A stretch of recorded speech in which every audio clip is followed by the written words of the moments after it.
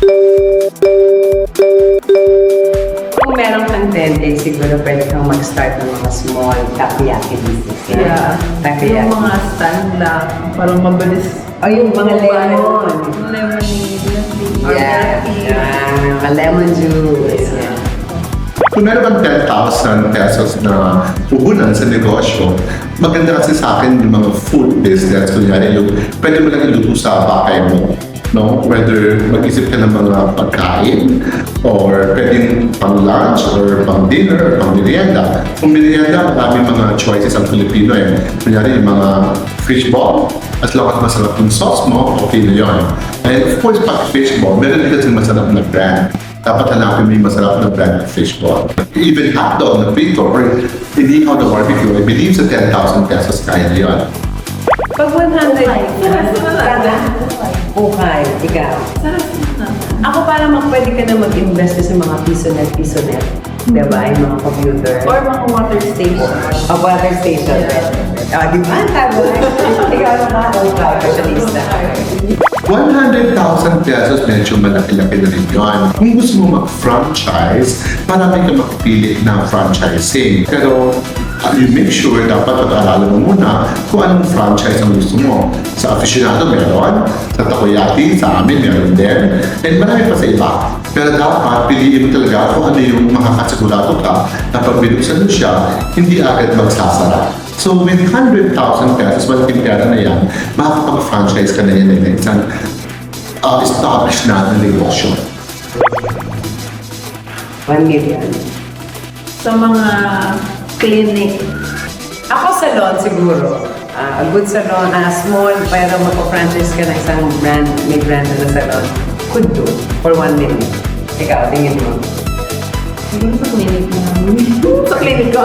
Oo. Law firm. Ako law firm. 1 million law firm. Wow, malaki na malaki. 1 million pesos, no? Ang negosyo for 1 million pesos, pwede ka sa real estate. Na may mabibili ka na kahit na lupa. Especially kung nasa probinsya, no? Visayas, Mindanao, or malayo sa Metro Manila, mas mura na yung mga lupa. Pwede ka mag-invest sa lupa kasi ang lupa naman, kagandahan, tumataas yung value. Pwede kang mag-buy and sell din ng mga kotse. Pwede rin yun, no? Kasi alam mo, Filipino may sa sasakyan. Kahit pag-start ka ng isang kotse, dalawang kotse, doon, sa 1 million, meron na yun eh. Bibili ka ng gano'n or 4 na kotse, benta mo yun, tapos konti-unti, lalaki rin yung business na yun sa 1 million pesos. So real estate and even buy and sell. 60 Otis! Kung may 10 million ka, wag kang mag-alala, ibabalik ko sa iyo yan in 3 years time. Totoo yun. Totoo yun. Nagano po naman, kung meron kang 10 million, you invest in a good restaurant na sigurado kang may income. So, chicks ni Otis ka na po. 5-star na agad. Yeah. Hindi ako nag-agree. Oh wow, mas malaki na. Ang kagandahan ng malaking puhunan like 10 million pesos, mas marami ka maiisip. Hindi ka limited sa maliit na negosyo. 10 million franchise kasi isang iniisip ko yun dahil kapag naka-check ka na isang franchise, it's very established talaga. Wala kang problema kasi may records rin for the past 10 years, 20 years, or even 30 years na nandiyan na yan, kumikita na talaga. So, isa yung franchising. Lagi na sabi yung real estate kasi sa real estate, hindi ka matatalo sa lupa. No, as long as napakaganda ng lupa na nabili mo, ang lupa every year may magandang value. And maganda din sa bonds. No? Hindi siya negosyo talaga. Pero ang bonds kasi ilagay mo yung pera mo.